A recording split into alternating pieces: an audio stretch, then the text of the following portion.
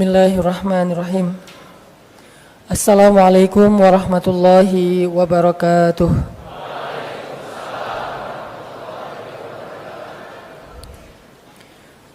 Alhamdulillahirabbil alamin. Alhamdulillahilladzi arsala rasulahu bil huda wa dinil haq liyuzhirahu 'alad dini kullih wa kafa billahi syahida. Asyhadu an la ilaha illallah wahdahu la syarika lah, lahul mulku wa lahul hamd wa huwa ala kulli syai'in qadir. Wa asyhadu anna Muhammadan abduhu wa rasuluhu la nabiyya ba'dah. Radina billahi rabba wa bi Muhammadin nabiyya wa bil islami dina. Rabbi syrah li sadri wa yassir li amri wahlul 'uqdatan min lisani yafqahu qawli. Allahumma salli wa sallim wa barik ala sayyidina wa habibina wa maulana Muhammadin wa ala alihi wa sahbihi ajma'in. Allah Subhanahu wa ta'ala berfirman di dalam Al-Quran surat Al-Baqarah ayat 185. A'udzu billahi minasy syaithanir rajim. Bismillahirrahmanirrahim.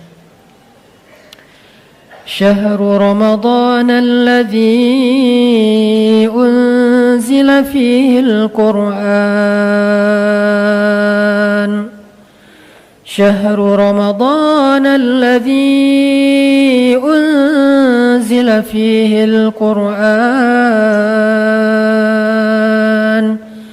هدى للناس وبينات من الهدى والفرقان. Bulan Ramadan adalah bulan yang di dalamnya Allah turunkan Al-Quran sebagai petunjuk bagi manusia dan juga penjelas terhadap petunjuk-petunjuk itu, dan juga sebagai pembeda yang hak dan yang batil. Shadaqallahul azim. Teman-teman sekalian, anak-anak muda, ada satu momen yang pantas untuk menjadi bahan renungan buat kita bersama, yaitu momen tentang nuzulul Quran. Walaupun biasanya diperingati pada malam 17 Ramadan ataupun pada malam-malam ganjil di 10 terakhir bulan Ramadan. Sebagaimana firman Allah Subhanahu wa taala di dalam surat Al-Baqarah tadi, bahwa bulan Ramadan itu salah satu di antara peristiwa besar yang terjadi di dalamnya adalah peristiwa nuzulul Quran. Allah turunkan di dalamnya Al-Quran. Dan di sini ada satu renungan buat kita, bahwa di bulan Ramadan Rasulullah SAW biasanya menambah porsi tilawah dan murajaah Al-Quran beliau. Kalau di bulan-bulan yang lain, Rasulullah SAW didatangi oleh Jibril untuk menyampaikan wahyu, maka di bulan Ramadan Jibril datang bukan sekedar menyampaikan wahyu, tetapi juga mereview, murajaah kembali hafalan dan qiraah Nabi terhadap Al-Quran. Sehingga bulan Ramadan identik dengan satu ritual, yaitu tadarus Al-Quran. Jadi tadarus Al-Quran ini bukan sekedar culture Indonesia, bukan sekedar budaya orang Indonesia di bulan Ramadan. Istilahnya saja yang lebih terkesan Indonesia banget. Sehingga kita tidak boleh terkecoh dengan istilah. Sekarang umat Islam, salah satu challenge-nya adalah kita terlalu terjebak di dalam penamaan istilah-istilah. Padahal sebagian besar dari istilah-istilah yang kita kenal hari ini itu bukan berasal dari zaman Nabi, tetapi dari zaman para ulama. Means ulama yang memberikan nama istilah tersebut. Sehingga istilah-istilah ini kadang bisa dirubah dalam bahasa terjemah, bisa juga diganti sesuai dengan konteks pada masa atau pada tempat yang berbeda. Sama dengan istilah murajaah Al-Quran atau istilah tilawah Al-Quran, maka di Indonesia diistilahkan dengan tadarusan yang diawali dengan kata tadarus kemudian menjadi tadarusan. Jadi tadarusan bukan hanya culture, bukan hanya budaya orang Indonesia. Tadarusan itu adalah salah satu di antara kebiasaan Nabi di bulan Ramadan.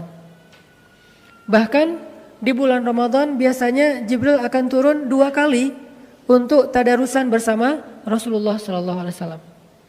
Walaupun mungkin teman-teman belum pernah mendengar istilah Jibril tadarusan dengan Nabi. Inilah yang membuat saya kadang-kadang kurang dimengerti.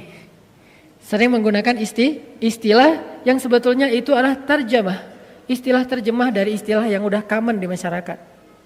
Kita biasanya menggunakan istilah kalau kita pun membaca hadis. Ketika Jibril alaihissalam turun di bulan Ramadan, maka Jibril memurajaah bacaan dan hafalan Nabi SAW.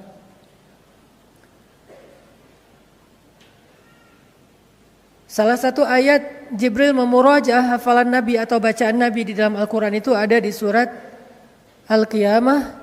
La tuharrik bihi lisanaka lita'jala bih. Inna alaina jam'ahu wa qur'anah. Fa'idha qara'nahu fattabi' qur'anah. Summa inna alaina bayanah. Ini salah satu paragraf kecil tentang kondisi tadarusannya Jibril dengan Rasulullah SAW.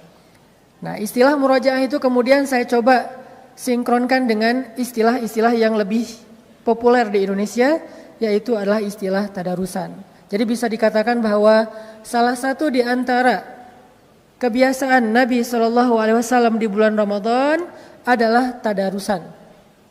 Cuman tadarusannya Nabi bukan dengan hanya manusia, tapi juga Nabi tadarusannya dengan Jibril alaihissalam. Jadi tadarusan dari kata dars artinya belajar, mempelajari, memahami. Sebagaimana ayatnya fa idza qara'nahu fattabi' qur'anah tsumma inna 'alaina bayanah. Kalau kami sudah bacakan, maka ikutilah bacaan itu. Jadi Jibril baca, Rasulullah mengikuti. Jibril membaca, Rasulullah mengikuti. Setelah selesai beberapa ayat, maka Jibril menjelaskan. Tsumma inna 'alaina bayanah. Jibril menjelaskan makna-makna dari ayat tersebut. Berarti culture tadarusan adalah salah satu di antara culture yang nyunnah, hanya beda istilah.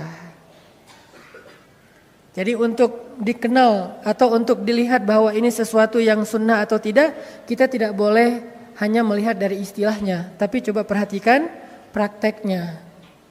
Ada beberapa istilah yang di kita itu kadang-kadang dianggap aneh dan bid'ah. Padahal kadang istilah itu justru ada di dalam Al-Quran. Contohnya istilah atau sebuah ritual istighosah. Ada sebagian orang atau kaum muslimin yang menganggap istighosah ini bid'ah. Padahal istighosah adalah istilah yang jelas-jelas diksinya disebutkan di dalam Al-Quran. Di surat Al-Anfal. Il tastaghithuna rabbakum fastajaba lakum. Ketika kalian beristighosah kepada Rabb kalian. Ada kata istighosah dalam bahasa, dalam bentuk kalimat kata kerja, verb, yaitu tastaghithun. Berarti istighosah bukan bid'ah. Istighosah itu bukan hanya sunnah Nabi, tetapi juga ajaran yang disebutkan di dalam Al-Quran dan kemudian diperjelas di dalam As-Sunnah. Sehingga tidak boleh kita terlalu gampang untuk menyimpulkan suatu hukum berdasarkan istilah. Karena secara kaidah fikih, hukum itu tidak terikat dengan nama, tapi dia terikat dengan prakteknya atau amalnya. Kadang-kadang kita langsung mengatakan haram. Makanya ada yang nanya ke saya, Ustaz, apa hukum pacaran? Saya tanya dulu, pacarannya gimana? Kalau pacarannya setelah nikah, maka halal. Ya, istilahnya pacaran, tetapi kalau setelah nikah namanya bukan pacaran, Ustaz. Justru Islam mengajarkan pacaran itu setelah nikah. Ini coba kita telisik lagi. Arti pacaran itu apa? Berkasih sayang. Waja'ala bainakum mawaddatan warahmah. Dan Allah menjadikan di antara kalian itu ada kasih dan sayang. Kapan dijadikan kasih dan sayang itu? Setelah saya terima nikahnya, muncullah kasih sayang. Sebelum terima nikahnya munculnya apa? Bukan kasih sayang, yang muncul adalah penasaran. Yang muncul itu kepo, yang muncul itu semangat stalking. Tapi belum bisa berkasih sayang karena nggak boleh ngasih sayangnya. Belum boleh dikasih sayang, baru boleh dikasih kepoan. Pakai akun yang lain biar nggak ketahuan gitu kan. Tapi belum boleh ngasih kasih sayang karena belum halal. Makanya nggak boleh kita langsung menyimpulkan satu hukum berdasarkan nama, itu udah kaidah fikih. Apalagi kita menyimpulkannya secara umum. Saya mendengar dari kakak kelas saya yang kemarin juga Ustadz Awalul Zikri sempat ke Bandung, Dr. Awalul Zikri. Beliau adalah doktor di bidang fikih perbandingan mazhab di Al-Azhar. Beliau mengatakan ada satu kaidah fikih yang sering dilupakan di Indonesia dan itu diajarkan oleh ulama, salah satunya Ibnu Hajar yang menulis kitab Sahih Bukhari. Kaidahnya apa? Itlaqul jawab fi amrit tafsil khata'. Memberikan sebuah fatwa secara umum dalam urusan yang detail itu salah. Nggak boleh. Jadi kalau ada yang nanya ke kita misalnya gini, Ustadz, apa hukum menjual kulit hewan kurban? Gitu kan? Apa hukum menjual kulit hewan kurban? Kira-kira apa hukumnya? Kalau orang yang tidak memahami kaidah fikih, baru belajarnya lewat YouTube dan internet, maka dia akan langsung mengatakan menjual kulit hewan kurban haram. Jadi buat dia kalimat haram itu adalah ekspresi idealisme. Makin sering bilang haram, kesannya makin idealis. Padahal dalam Islam, haram itu cuma satu, yang halal itu 4. Wajib boleh, sunnah boleh, mubah boleh, makruh boleh walaupun ditinggalkan lebih baik. Baru yang kelima, haram. Jadi ada 4 hal yang dibolehkan dalam Islam, 1 hal yang diharamkan. Kenapa yang 4 ini nggak dieksplor? Supaya orang tahu betapa Islam itu syumul, luas sekali. Kenapa yang diambil hanya yang terakhir saja? Haram, haram, haram. Senang dengan kata haram, sehingga ketika dia udah mengatakan haram seolah-olah dia adalah orang yang paling idealis, sedangkan yang mengatakan halal itu kesannya kurang idealis. Sehingga Ibnu Hajar mengatakan itlaqul jawab fi amri tafsil khata'. Gak boleh kita menjawab secara umum dalam urusan yang harusnya diperdetail dulu. Apa, gimana bentuknya. Sehingga kalau ada yang bertanya, Ustadz, apa hukum menjual kulit hewan kurban? Ustadznya harus bertanya balik, yang menjual siapa? Kalau yang menjualnya yang memotong hewan kurban, haram. Kalau yang menjualnya yang berkurban, haram. Kalau yang menjualnya yang menerima hewan kurban karena dia berhak, maka halal. Berarti kan beda kan? Padahal pertanyaannya sama, tapi jawabannya bisa berbeda karena kondisinya, prakteknya berbeda. Ada orang yang menerima daging hewan kurban udah bercampur dengan kulit di dalamnya dan dia nggak tahu gimana cara mengolah kulit itu untuk dia makan. Akhirnya dia jual ke tetangga yang bisa ngolah. Ya udah jual aja ke ibu, berapa? Terserah ibu bayar berapa, ya udah 10.000 ya. Yang penting dia dapat uang walaupun murah. Tapi kan kalau emang haram walaupun 1.000 juga nggak boleh, Rp1 juga nggak boleh. Ini bukan soal angkanya, tapi boleh tidaknya dijual. Sehingga ulama yang bijaksana, yang arif, dia tidak akan menjawab suatu fatwa hanya berdasarkan pertanyaan secara umum. Dia akan bertanya balik, siapa, bagaimana, kenapa. Kenapa ada itu? Disebut dengan dawabitus syariah. Dawabit. Islam itu dawabit, detail. Sehingga kadang-kadang fatwanya berbeda dengan pertanyaan yang sama ditanyakan oleh 2 orang yang berbeda. Pertanyaannya sama, yang nanyanya beda, maka fatwanya berbeda. Bukan hanya karena kondisinya, mungkin karena alasannya juga berbeda. Ada orang yang misalnya, Ustadz, saya pengen nikah, hukumnya apa? Nikah wajib. Datang yang kedua, Ustadz saya pengen nikah, hukumnya apa? Nikah sunnah. Ustadz saya pengen nikah, hukumnya apa? Nikah makruh. Datang lagi yang keempat, Ustadz saya pengen nikah, hukumnya apa? Haram. Kenapa 4 orang beda hukum? Karena alasannya berbeda. Yang pertama alasannya, dia kalau nggak menikah maka dia akan berzina, sehingga nikah bagi dia menjadi wajib.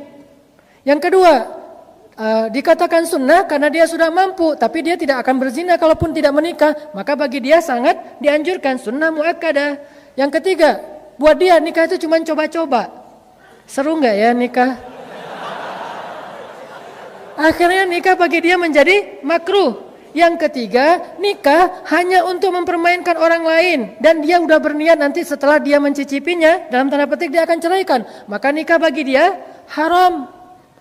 Padahal pertanyaannya sama Ustadz, apa hukum menikah? Sama juga, Ustadz apa hukum menjomblo? Tergantung yang nanya kan ya. Kalau yang nanyanya anteng-anteng aja, ya sudah menjomblo itu mubah. Boleh-boleh saja. Ada yang mengatakan, ya sudah menjomblo itu adalah sunnah. Lebih baik dia menjomblo daripada dia menikah. Karena dia kalau nikah malah ngerepotin orang. Soalnya dia belum siap, dia juga belum bijak, dia belum belajar agama. Malah nanti akan merusak agama perempuan yang dia nikahi. Ada juga yang menjomblo itu wajib. Kamu harus jomblo, kamu gak boleh nikah. Nah, ini saya belum nemuin kenapa dia jadi wajib. Yang jelas hukum itu tidak tergantung dengan pertanyaan ataupun istilah, tapi tergantung dengan dawabitus syariah, alasan-alasan. Karena hukum itu punya maksud, dikenal dengan maqasidus syariah. Syariat itu ada maksudnya. Ada orang yang nggak mau tahu, nggak usah tanya maksudnya. Yang penting kalau udah halal halal aja, yang haram haram aja. Nggak kayak gitu Islam. Islam ini agama orang-orang yang cerdas. Dia ada maqasid, ada dawabit. Ini jarang-jarang saya ceramah kayak gini-gini ya, sosok gaya gitu. Sebetulnya dulu sebelum ada pemuda hijrah kan ceramah saya kayak gitu. Ceramah saya itu tentang sejarah para rijal, para tokoh-tokoh Islam. Kalau teman-teman pengen dengar ceramah saya yang versi bold, coba datang ke Masjid Al-Latif di Tarbiyah. Itu tuh judulnya aja Tasawur Haraki, persepsi pergerakan. Kemudian Ar-Rijal wan Nisa anzal fihimul Quran. Tokoh-tokoh yang turun Al-Quran karena mereka. Nah itu tuh pembahasan di Tarbiyah. Tapi kalau di acara nongkrong bareng UHA, namanya juga nongkrong. Kalau dibahas nongkrong, terus judulnya haramnya apa gitu kan, orang langsung aduh sian mau nongkrong tapi ditakut-takutin. Neraka jahanam terbagi kepada misalnya kan agak gimana gitu kan. Makanya kata Nabi kepada para da'i ketika Nabi mengutus Mu'az bin Jabal, apa nasihat Nabi kepada Mu'az bin Jabal sebelum diutus ke Yaman? Kata Nabi, yassir wala tu'assir, mudahkan jangan persulit. Itu tuh bukan doa, tapi itu nasihat Nabi kepada Mu'az. Wahai Mu'az, mudahkan urusan orang untuk masuk kepada Islam. Jangan persulit, jangan idealis. Jangan perfeksionis, idealis boleh, jangan perfeksionis. Arti perfeksionis, kalau belum sempurna nggak boleh masuk Islam. Padahal orang masuk Islam itu untuk menyempurnakan diri. Kalau dia udah sempurna, maka dia nggak perlu bertanya, perlu nggak saya masuk Islam? Pasti dia udah paham kebenaran Islam. Jadi karena dia belum sempurnalah, dia belajar pelan-pelan sehingga masuk Islam dulu supaya dia bisa belajar. Ada orang yang nanya, ya Syekh, saya pengen masuk Islam, tapi saya nggak bisa meninggalkan khamar, boleh nggak? Boleh, bukan boleh khamar, boleh masuk Islam. Nanti setelah dia masuk Islam, dia diajarkan tentang masalah khamar. Kan ada tuh di zaman Umar ibn Khattab, seorang laki-laki yang ahli jihad, tapi nggak pernah bisa meninggalkan khamar. Dia mujahid, tapi dia nggak bisa ninggalin khamar. Dan ini jangan dicontoh ya. Oh ternyata ada sahabat yang senang minum, tapi senang jihad. Wah ini kayak cocok nih buat gua nih. Tar dulu. Kan dia lagi berproses. Yang udah di masjid jangan keluar lagi. Yang di luar masjid pelan-pelan diajak ke dalam. Yang udah di masjid jangan niru yang di luar. Wah kayaknya lebih seru di luar daripada di dalam. Saya nyesel terlalu cepat masuk. Mending di belakang, di luar aja lama-lama. Nanti juga masuk sendiri. Jangan. Yang udah di sini kan was-sabiqun as-sabiqun. As-sabiqun al-awwalun. Kan selalu ada kaidah itu kan. Siapa yang lebih dulu masuk Islam, siapa yang lebih dulu berhijrah, siapa yang lebih dulu dalam kebaikan, maka was-sabiquna fid dunya fahumus sabiquna fil akhirah. Itu ayatnya. Was-sabiquna sabiqun, dua kali kata sabiqun. Yang satu di dunia, yang satu di akhirat. Cuman Allah enggak membuat detail, itulah bahasa Al-Qur'an yang umum. Was-sabiquna sabiqun. Artinya apa?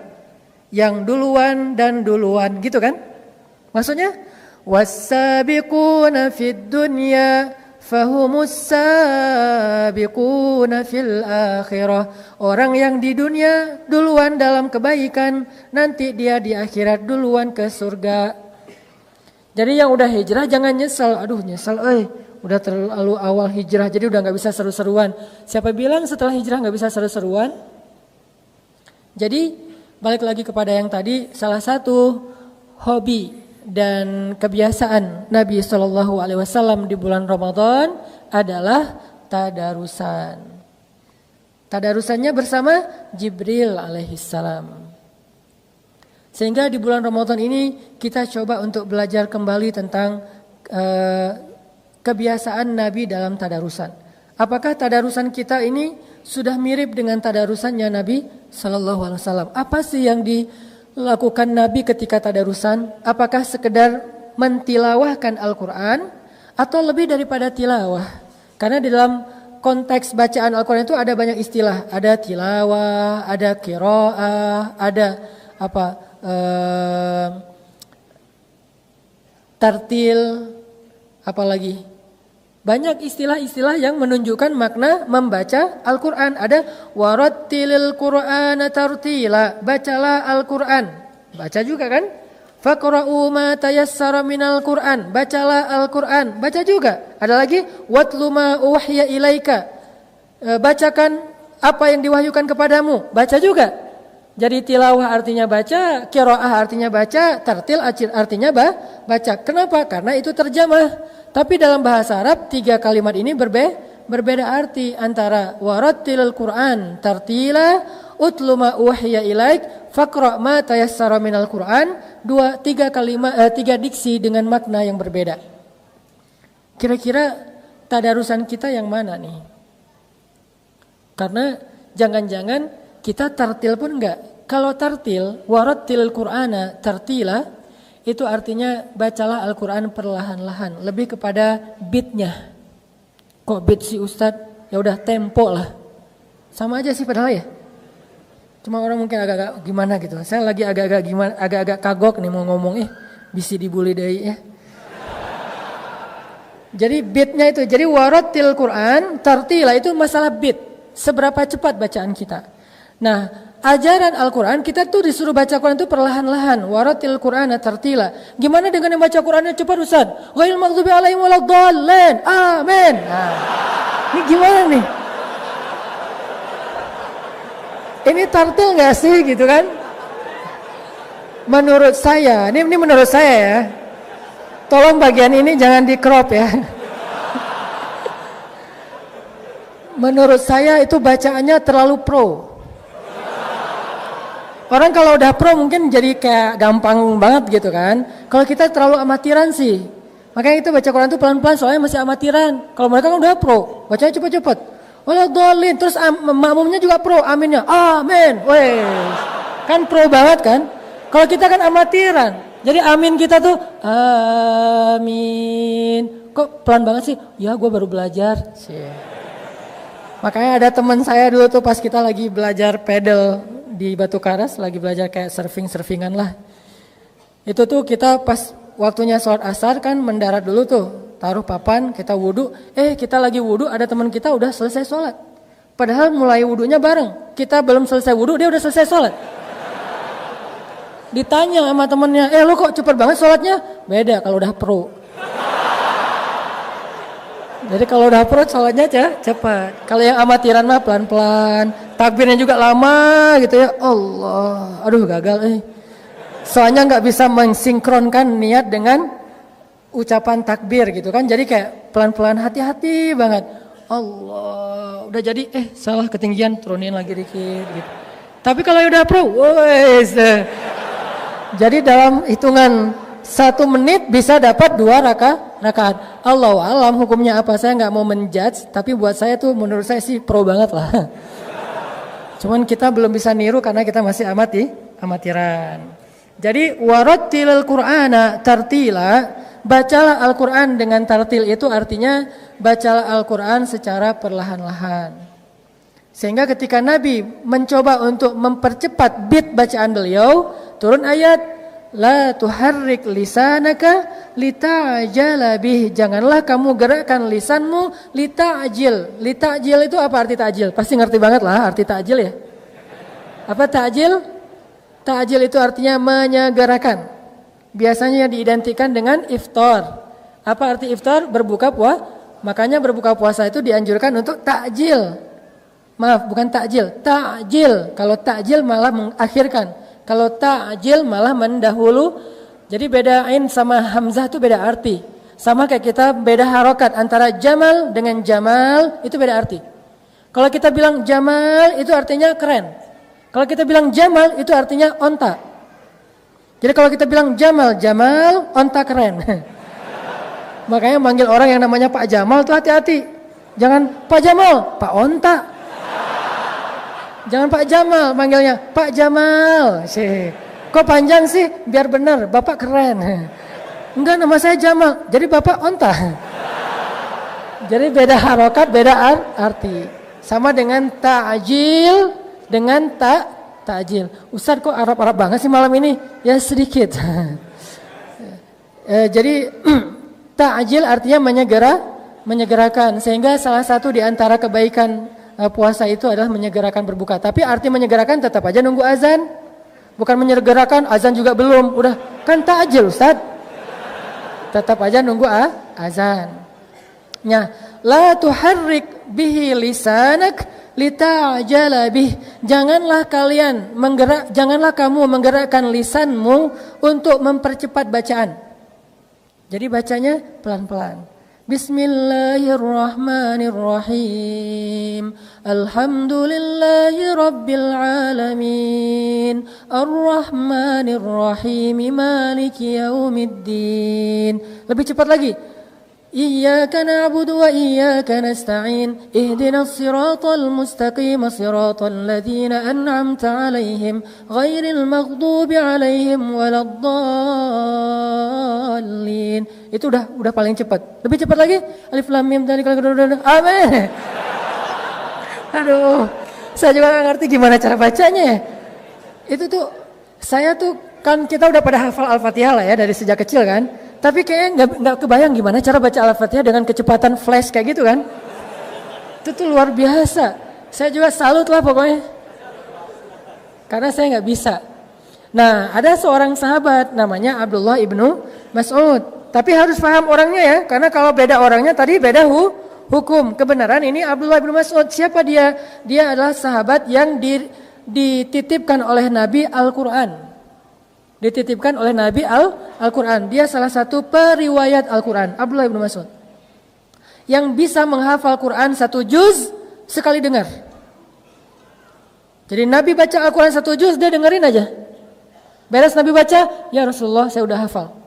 Itu Abdullah bin Mas'ud. Lalu Nabi mengatakan, coba baca Abdullah. Dibaca oleh Abdullah dengan hafalan, nggak ada satu huruf pun yang salah 1 juz itu. Inilah Abdullah bin Mas'ud, kecerdasannya di atas rata-rata. Kan saya pernah cerita, surat Al-Quran yang paling panjang turun sekaligus surat apa? Al-Quran, surat yang paling panjang yang turun sekaligus surat apa? Kalau Al-Baqarah panjang, tapi dia turunnya dicicil.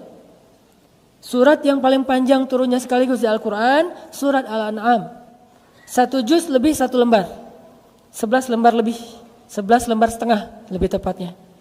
Nah, 1 juz lebih 1 lembar, artinya 11 lembar, itu turun dari Jibril kepada Rasul, dibaca oleh Jibril sekali, Nabi langsung hafal. Keren ya? Jadi kalau ada yang mengatakan bahwa Nabi itu enggak pintar, ini salah satu bukti kepintaran Rasulullah SAW. Terus kalau pintar kok enggak bisa baca tulis? Karena jumhur ulama sejarah bersepakat bahwa Nabi enggak bisa baca tulis. Jadi ummi di situ benar-benar enggak bisa baca tulis. Apa buktinya Nabi enggak bisa baca tulis? Ketika terjadi perjanjian Hudaybiyah, poin-poin dari perjanjian itu banyak yang ternyata agak menurut para sahabat harus diganti. Nabi nanya kepada para sahabat, menurut orang Quraisy harus digantikan. Poinnya pertama kalimat Bismillahirrahmanirrahim. Ini adalah perjanjian antara Muhammadun Rasulullah dengan Suhail dari perwakilan Quraisy. Kata Suhail, Muhammad, kalau kami percaya Allah itu Ar-Rahman dan Ar-Rahim, ngapain kita capek-capek bikin perjanjian? Ya udah aja kita bareng. Terus maunya kamu gimana? Hapus, gak boleh pakai Ar-Rahman Ar-Rahim, cukup Bismillah aja. Kok cuma Bismillah? Karena orang Arab Quraisy juga meyakini Allah sebagai Tuhan, tapi gak punya sifat. Makanya ada anak di masa jahiliyah namanya Abdullah, yaitu ayahanda Rasulullah. Kok dinamain Abdullah padahal mereka musyrikun Karena mereka meyakini Allah itu sebagai Tuhan, cuman tidak punya sifat. Sifatnya diberikan kepada berhala. Ada berhala cinta, cinta lagi. Ada berhala perang lah ya, berhala perang, berhala dagang, berhala apa. Allah itu cuman simbol Tuhan doang, tapi nggak punya sifat.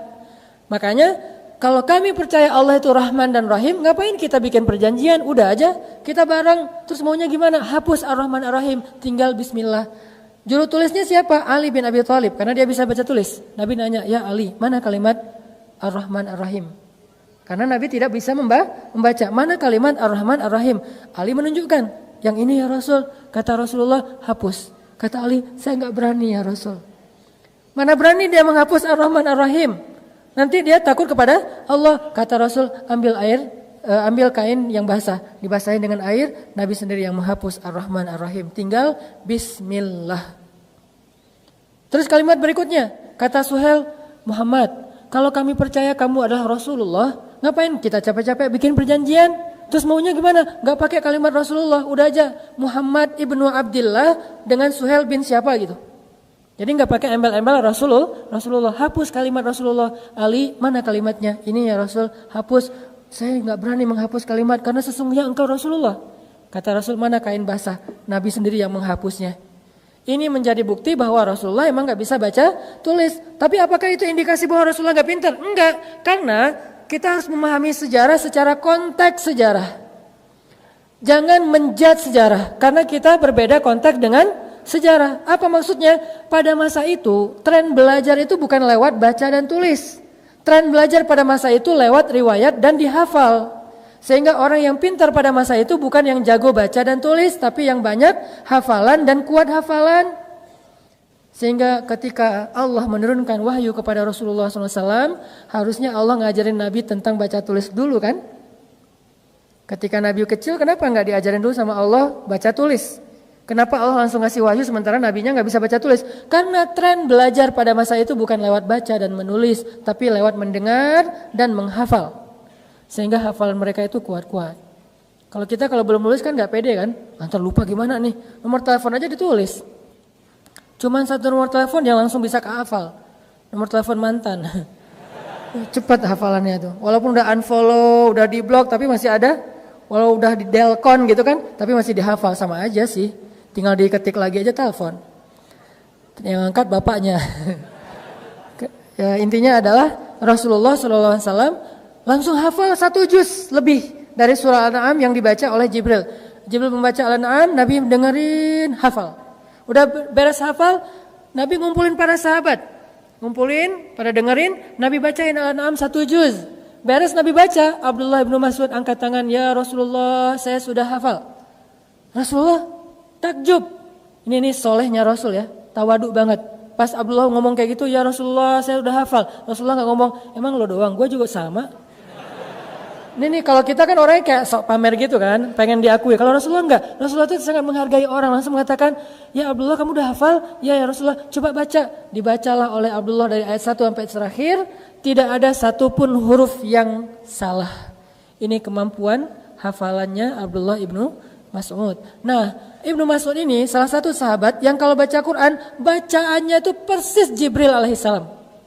Persis Jibril. Kalau sekarang kan kita dengar banyak qori imam itu bacaannya persis siapa gitu kan, persis Sudais, persis Al-Afasi, persis siapa kayak gitu-gitu, persis Muzammil gitu kan, Al-Muzammil mah nama surat, persis Muzammil gitu.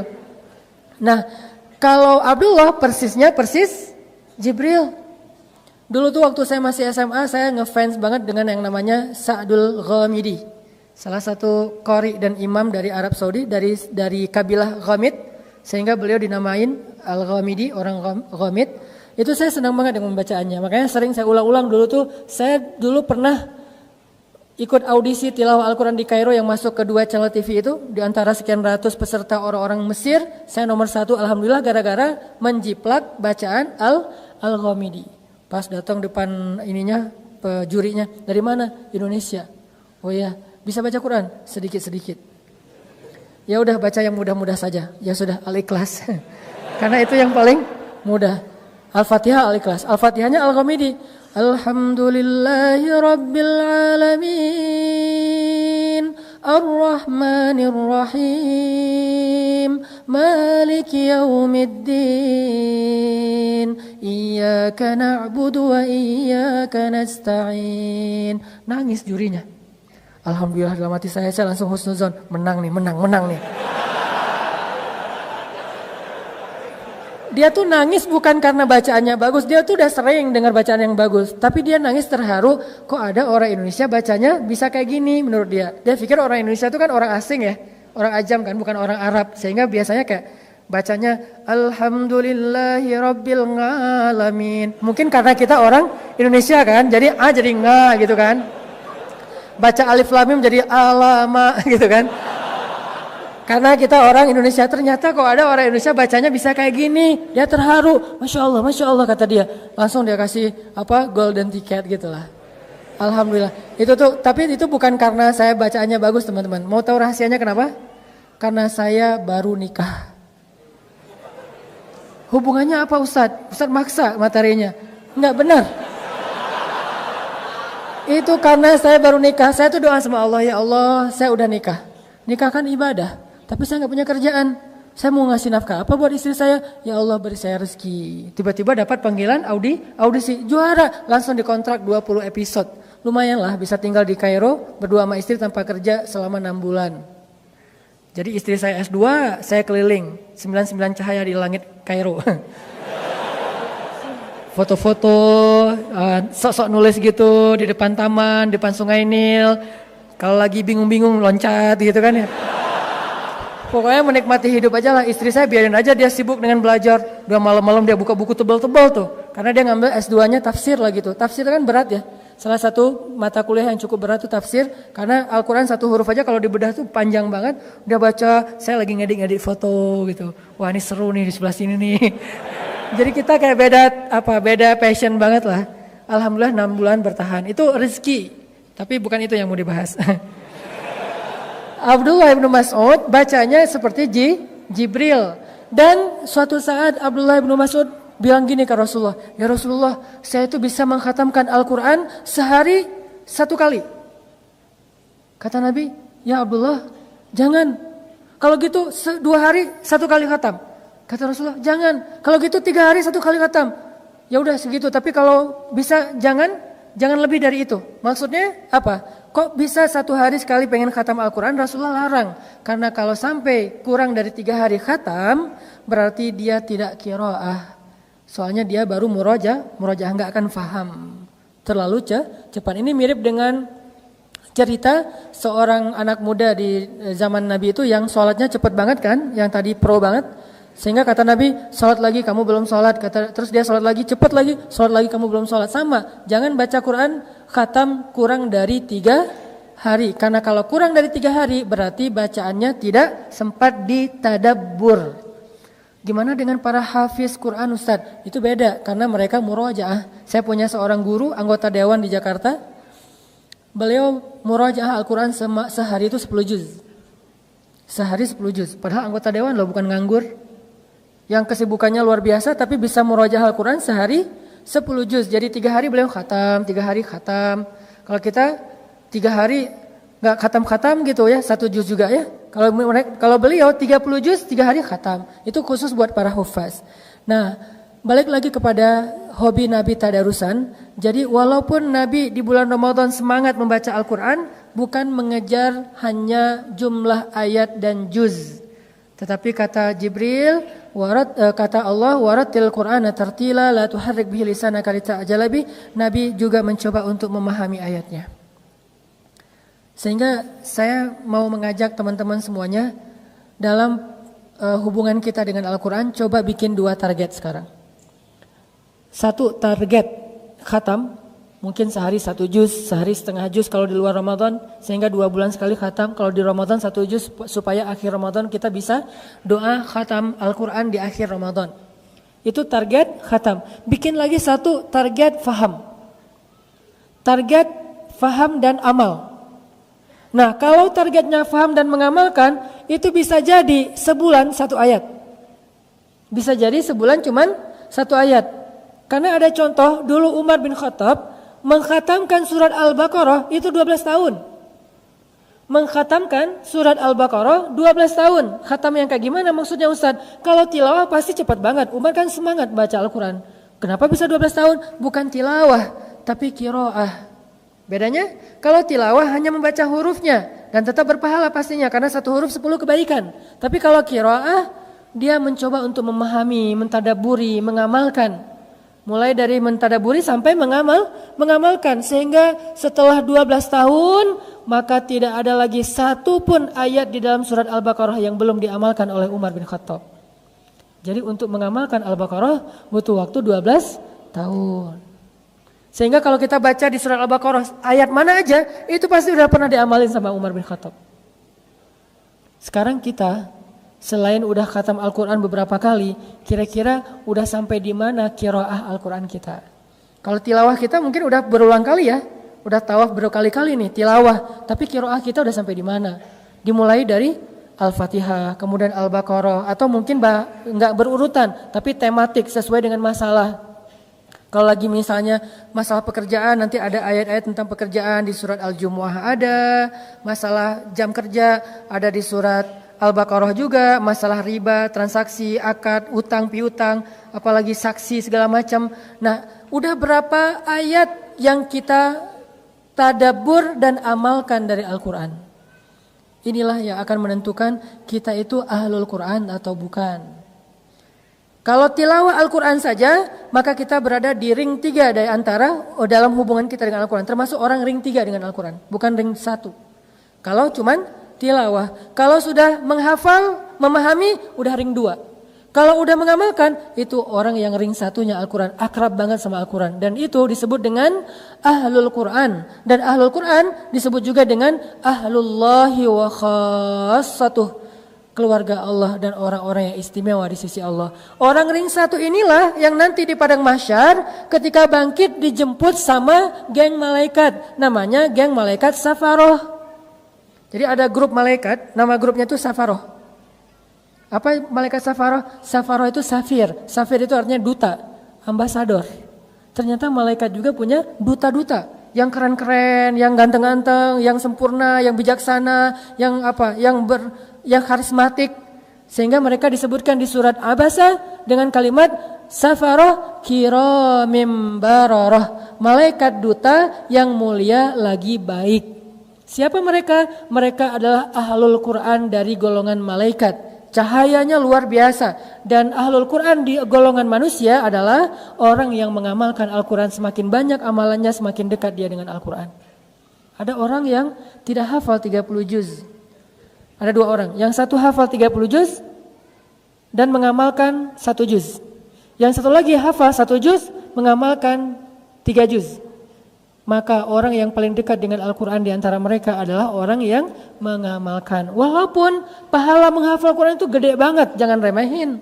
Siapa yang hafiz Al-Quran, maka nanti Allah akan berikan kepada dia tiket untuk bisa menyelamatkan 10 orang yang dia cintai masuk ke dalam surga kan. Tapi ada lagi keistimewaan yang diberikan kepada orang yang mengamalkan Al-Quran. Orang yang dekat dengan Al-Quran, khassatuh. Orang yang istimewa di sisi Allah. Gimana caranya? Coba kita tanya, berapa ayat sih dari Al-Quran yang udah kita amalkan? Coba hitung deh. Bahkan kalau di Al-Baqarah, gak ada satu ayat pun yang gak bisa diamalkan. Mulai dari Alif Lam Mim, itu udah bisa diamalkan. Mulai dari Alif Lam Mim. Atau minimal kayak, sekarang lagi Ramadan nih, surat ayat apa yang paling populer di bulan Ramadan? Al-Baqarah 183. Udahkah kita mengamalkan 183 secara teks demi teks? Contoh, ya ayyuhalladzina amanu. Kira-kira apa amalan dari kalimat ini? Ini belum satu ayat ya, baru satu penggalan ayat. Ya ayyuhalladzina amanu. Amalannya apa? Wahai orang-orang yang beriman. Terus?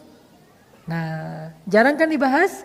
Ternyata ada satu sunnah Nabi tentang bagaimana cara kita mengamalkan Al-Quran ketika kita membaca Al-Quran.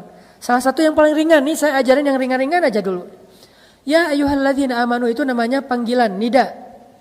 Kalau Allah lagi manggil kita, maka ada sunnah dari Nabi untuk kita tajawub. Tajawub itu dari kata jawab. Jawab itu dari bahasa Indonesia jawab. Bahasa Arabnya jawab, bahasa Indonesianya jawab. Sehingga yang menjawab atau selalu menjawab panggilan namanya tajawub. Itu sunnah Nabi. Sehingga Aisyah radhiyallahu anha mengatakan, Nabi itu kalau lagi sholat tahajud sendiri, beliau membaca Al-Quran. Ketika beliau mengawali bacaan, beliau mengawalinya dengan ta'awuz. Karena kalau kamu baca Quran maka fasta'iz billah. Lalu beliau melanjutkan dengan basmalah. Lalu ketika beliau membaca ayat-ayat kebesaran Allah, maka Nabi memuji Allah. Ketika membaca ayat-ayat surga, Nabi berdoa. Ketika membaca ayat-ayat neraka, Nabi berta'awuz. Ketika membaca tentang panggilan, Nabi bertajawub.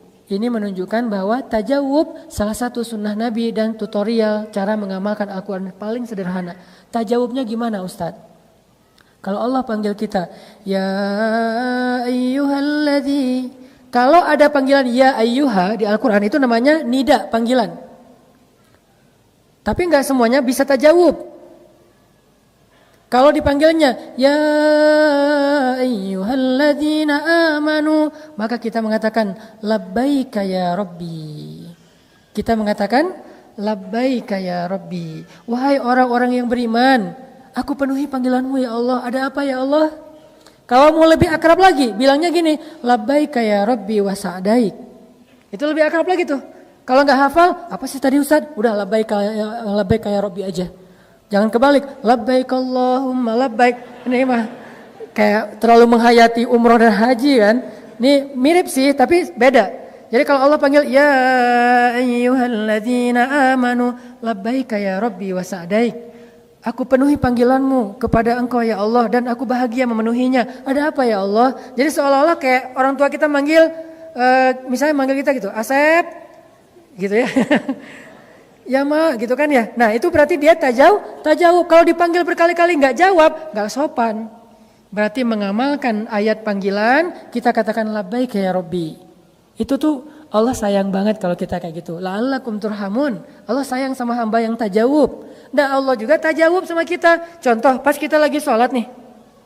Kita baca Al-Fatihah kan. Alhamdulillahi Rabbil Alamin. Allah tajawub. Kata Allah, malaikat hambaku memuji aku. Ar-Rahmanir Rahim, hambaku menyanjungku. Maliki yaumiddin, hambaku mengagungkan aku.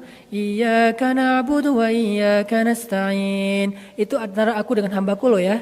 Jadi Allah tuh kayak chat gitu kan sama kita kan.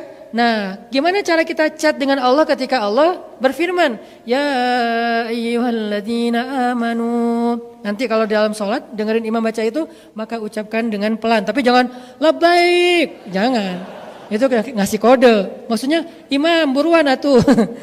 Jadi labbaik ya Rabbi dalam hati kita atau dalam lisan labbaik ya Rabbi. Itu tuh pasti khusyuk sholatnya.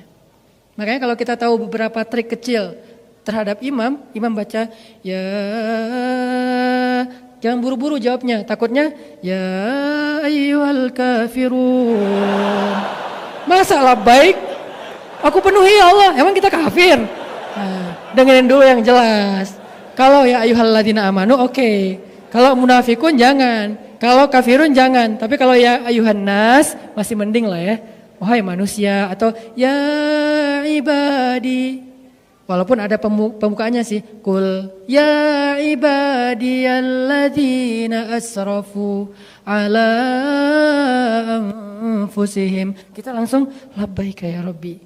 Kita merasa sebagai pendosa dan Allah lagi manggil kita nih. Qul ya ibadi alladzina asrafu ala anfusihim labbaika ya Rabbi wa sa'daik. Allah panggil saya karena saya pendosa, Allah panggil saya, Allah pengen ngampunin dosa saya penuhi ya Allah, saya penuhi panggilan engkau. Kan gitu kan? Jadi kita tuh sibuk di dalam sholat, gak mikir yang lain-lain, gak sempat ngahulang karena kita lagi chat. Tapi coba kalau misalnya kita dengerin aja sambil berdirinya sebelah kaki gitu kan. Sesekali gerak ke sini, sekali gini. Udah kayak orang bumerang gitu. Gitu. Lama-lama jadi bumerang ya. Kalau kayak gitu gak bakalan khusyuk. Biar khusyuk kita kayak apa namanya? Ya aktif gitu. Jadi respon. Allah ngomong apa kita respon. Allah ngomong apa kita respon. Emang kayak gitu sunnah Nabi. Sehingga kalau ya ayyuhalladzina labbaik ya Rabbi. Nah, biasanya setelah nida, setelah panggilan itu suka ada perintah.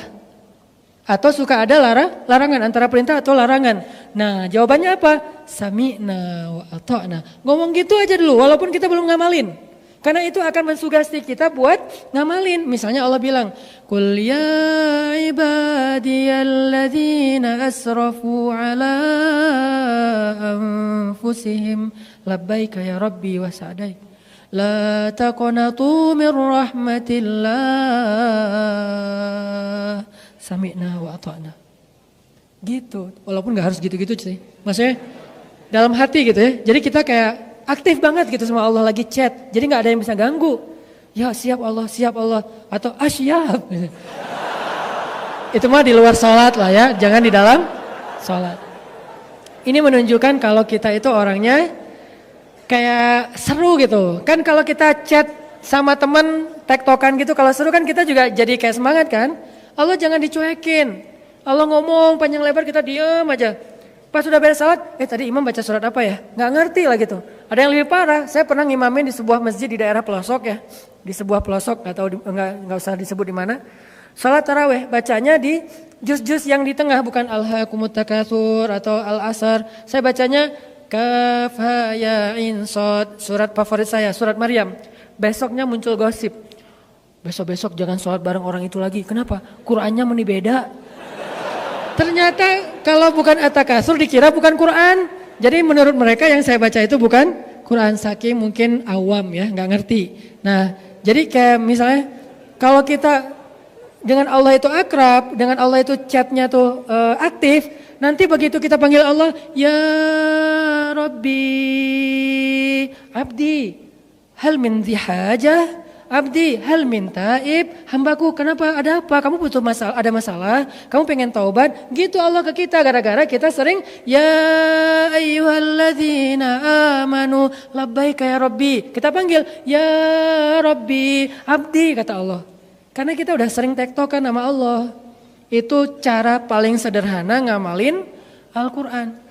Kutiba alaikumus siyam, sami'na wa ata'na. Ya ayyuhalladzina amanu, la ta'kulur riba, sami'na wa ata'na. Ya ayyuhalladzina amanu, apapun kalimat setelah panggilan biasanya antara perintah dengan larangan, tinggal kita bilang sami'na wa ata'na. Muncul ayat lagi yang kita kayak nebak-nebak. Makanya kalau nanti dengerin bacaan imam, coba perhatikan diksinya. Ada yang ke detect nggak sama kita?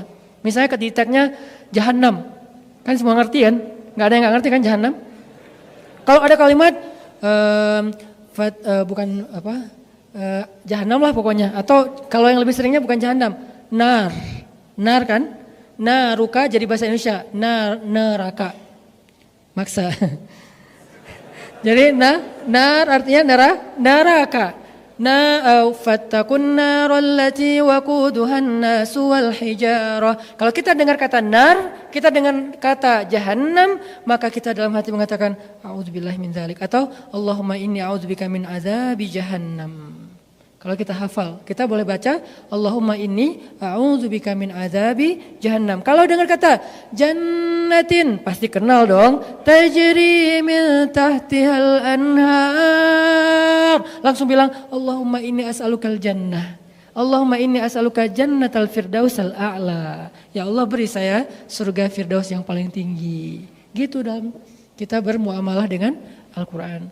Masih banyak sih yang perlu dibedah, tapi karena keterbatasan waktu kita, insya Allah istiqomahlah hadir dalam kajian-kajian kita, walaupun kita tidak secara serius membedah teks, tapi insya Allah konten kita itu tidak ada bedanya dengan teman-teman kita yang di kuliah atau yang di pesantren, cuman dengan bahasa yang lebih santai. Tapi kontennya sama, substansinya sama insya Allah, sehingga kita bisa menambah iman dan memperbaiki amal. Allahumma inna nas'aluka ridhaka wal jannah wa na'udzubika min sakhatika wan nar. Allahumma ij'alil Qur'ana hujjatan lana la 'alaina. Allahumma nawwir qulubana bil Qur'an. Allahumma zid imanana bil Qur'an. Allahumma aslih a'malana bil Qur'an. Allahumma ahsin khuluqana bil Qur'an. Allahumma alif baina qulubina bil Qur'an. Allahumma shrah sudurana bil Qur'an. Allahumma ja'alil Qur'ana rabi'a qulubina wa nuran fi sudurina wa hudan wa bayanan fi hayatina. Rabbana atina fid dunya hasanah wa fil akhirati hasanah wa qina adzabannar. Barakallahu